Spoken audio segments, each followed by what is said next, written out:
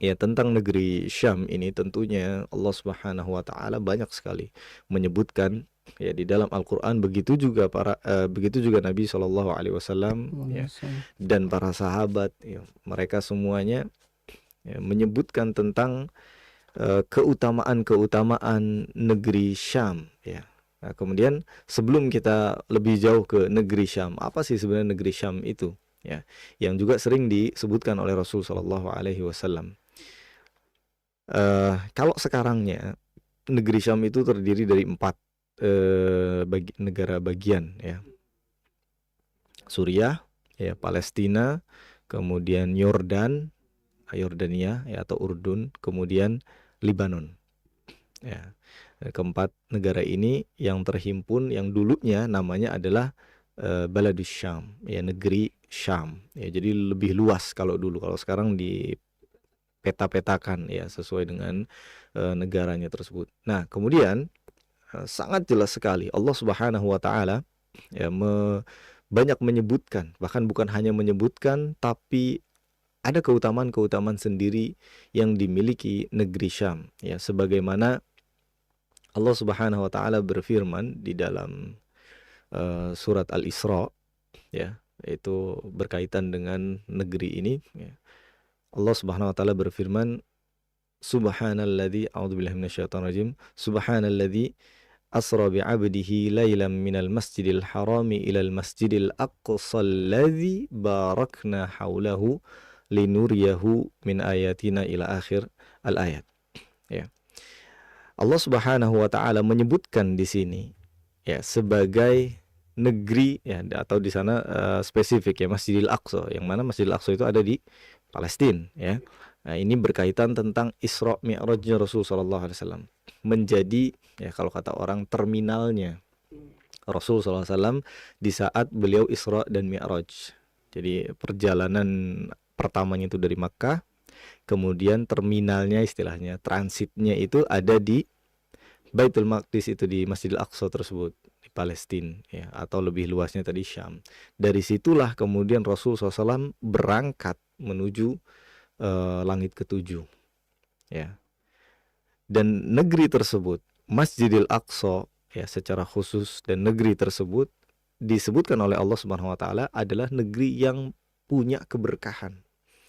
Dan ini bukan manusia yang mengatakan, Allah Subhanahu wa taala. Maka kita sebagai seorang muslim yang mengimani Al-Qur'an ya, tentu mengimani semua rukun iman ya, diantaranya mengimani Allah dan Rasulnya, kemudian kitab-kitab Allah diantaranya Al-Qur'an juga, mestinya kita juga meyakini bahwa itu adalah negeri, tempat ya yang Allah sucikan dan Allah berikan keberkahan di dalamnya ya.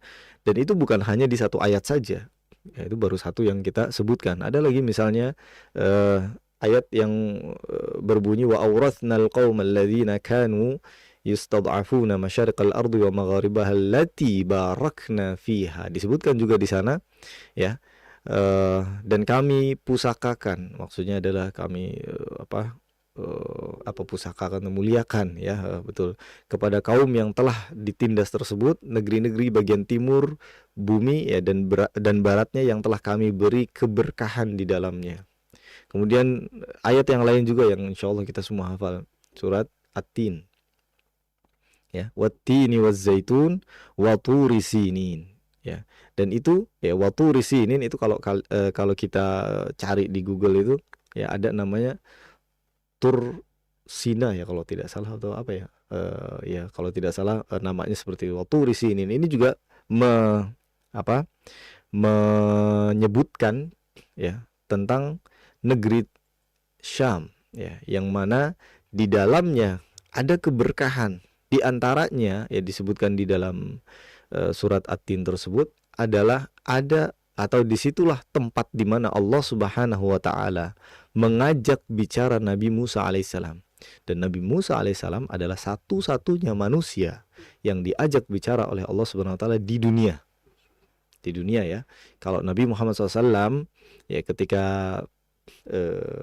Isra Mi'raj itu kan sudah nggak di dunia, maksudnya sudah diangkat ke langit ketujuh. Tapi yang di dunia adalah Nabi Musa. Di mana tempatnya? Di Syam itu, di Tur Sinin. Maka ya para ulama menafsirkan ayat ini jadi Tur Sinai ya, benar ya, Tur Sinai atau apa ya, gunung ya. Para ulama menafsirkan kemudian ayat ini ada dua hal. Keberkahannya ada di dua hal. Yang pertama adalah disitulah tempat Allah Subhanahu wa taala berbicara dengan Nabiullah Musa alaihissalam. Yang kedua, Allah berkahi di dalamnya atau di tempat tersebut ya, buah-buahan, tanaman-tanaman ya, Allah berkahi dengan kekayaan, apa namanya itu, kekayaan tanahnya lah ya, kekayaan kesuburannya seperti itu. Maka ya, Allah Subhanahu wa taala sebutkan itu tidak tanggung-tanggung. Ada beberapa ayat ya, ada, kalau kita mau sebutkan ini banyak ya, ada 1 2 3 4 5 bahkan ya, ayat yang menunjukkan tentang keberkahan dari negeri Syam ini. Nah, itu yang pertama. Ya, kemudian yang kedua, nah ini yang juga barangkali belum semua dari kita mengetahuinya. Ternyata dari 25 nabi dan rasul yang Allah utus ke dunia ini, kebanyakannya berasal dari negeri Syam. Kebanyakannya berasal dari negeri Syam. Makanya negeri Syam ini disebut ya sebagai negerinya para nabi. Karena mereka terlahir di sana. Ya, di sini mau kita sebutkan nggak 25 nabi ini ya, di antaranya aja lah ya, di sini ada tentunya Nabi Sulaiman ya, nabi atau sebelumnya Nabi Ibrahim ya, Ishak, Yakub ya kan. Kemudian Nabi Sulaiman tadi ya, Nabi Musa di Yordan itu juga Syam ya. Kemudian Nabi Ilyasa ya, itu juga di Syam ya, di Palestina. Nabi Zakaria, Nabi Yahya, Nabi Isa itu semuanya dari negeri Syam ya. Ya, walaupun Syamnya ya tadi ya di 4 negara tersebut ya. Dan yang keduanya itu yang terbanyak adalah dari Irak ya, dari Irak. Ya, tapi ini membuktikan bahwa tentu tidak mungkin Allah mengutus para nabi ya, bukan, jangankan banyak nabi, satu nabi saja, kecuali tempat itu adalah tempat yang dimuliakan oleh Allah Subhanahu wa taala. Nggak mungkin Allah mengutus seorang nabi di tempat yang hina kan? Tidak mungkin ya. Maka apalagi di situ terlahir banyak sekali para nabi di sepanjang zamannya. Maka ya sekali lagi itu adalah di antara keberkahan juga yang dimiliki oleh negeri Syam ini. Kemudian yang kedua ya, di antara kelebihan atau keutamaan yang dimiliki negeri Syam ya adalah tempat berkumpulnya manusia nanti di hari akhir. Ya, di sanalah tempatnya. Atau sebelum itu, misalnya ya, sebelum hari akhir yang benar-benar hancurnya bumi ini, maka cerita tentang Dajjal, Imam Mahdi, Nabi Isa, itu semuanya nanti akan terpusat di negeri Syam. Jadi bisa dikatakan negeri Syam ini awaluhu wa akhiruhu, awal dan akhirnya sejarah ya. Artinya ya, awal itu enggak yang awal banget ya, karena Nabi Adam dikatakan beliau diturunkan yaitu di, ya ini masih spekulasi, tapi ada yang mengatakan di Sri Lanka ya dan sekitarnya. Wallahu a'lam bishawab. Tapi kalau kembali kepada yang tadi, para nabi yang begitu banyak ya terlahir di negeri Syam, kemudian di akhirnya, di ending dari kehidupan ini juga orang-orang akan dikumpulkan di negeri Syam ini. Jadi kalau kita sedikit persingkat ya kisah antara Imam Mahdi, Nabi Isa dan juga Dajjal nanti di akhir zaman. Kalau Imam Mahdi ya, beliau berasal dari Madinah ya. Kemudian kata Rasulullah SAW, beliau ini yang namanya persis seperti namaku, jadi namanya nanti Muhammad bin Abdullah ya, yang kemudian berangkat ke negeri Syam ya. Kemudian di sana nanti Allah turunkan Nabi Isa alaihissalam, dan Nabi Isa kemudian nanti ikut sholat bersama jamaahnya Imam Mahdi ya. Jadi Nabi Isa nanti tidak sebagai nabi lagi ya, jadi sebagai utusan Allah, tapi bukan nabi yang akan membawa syariat baru, tidak. tapi mengikuti syariatnya Nabi Muhammad SAW, ya. Sholat di belakang Imam Mahdi, kemudian dari situlah mereka ya berkumpul dan menuju ke apa istilahnya markasnya Dajjal. Ya, markasnya sudah ada sekarang. Di mana antum tahu? Ya di Israel itu. Di sekarang negara yang namanya Israel itu namanya Babulud, ya. Babulud. Yang itu kemudian pastinya itu dijaga sama mereka orang-orang Yahudi nih di negara, ya. Sebenarnya kita mau klarifikasi juga nih antara Israel atau Yahudi ini. Sebenarnya kalau kita mau katakan umat yang Allah laknat itu adalah Yahudi mereka ini, ya. Bani Israel, jangan bilang Israelnya. Kalau Israel ini nama lain dari Nabi Yakub, ya. Makanya kita harus berhati-hati, ya. Tapi di luar dari itu kemudian nanti Nabi Isa alaihissalam akan membunuh Dajjal, ya. Startnya dari situ. Nanti Dajjal itu Dajjalnya tahu nanti, ya. Sebelumnya nggak tahu. Nggak tahu. Dikasih tahu sama pengikutnya, ada tamu nih istilahnya, ada orang yang mau memerangi di belakang gerbangnya mereka, ya. Kemudian bukain, paling juga mereka akan kalah katanya. Sok-sokan banget mereka datang, sombong Dajjal nih. Ketika dibuka kaget Dajjal. Yang dilihat adalah mukanya Nabi Isa, dan Dajjal udah tahu Nabi Isa lah yang akan membunuhnya. Kemudian Nabi Isa mengejarnya dengan jarak sekian, Dajjal itu meleleh, melemah dan meleleh, ya. Jadi nggak boleh ada jarak, ya Allah alam bisawab, jarak seberapa, ya, artinya yang dekat, ya. Kemudian Dajjal itu nanti melemah, ya, meleleh seperti itu, ya. Kemudian sampai kepada dilemparkan tombak, ya, dengan cara dibunuh dengan cara dilemparkan tombak tersebut. Oke, balik lagi ke sini. Ya, kemudian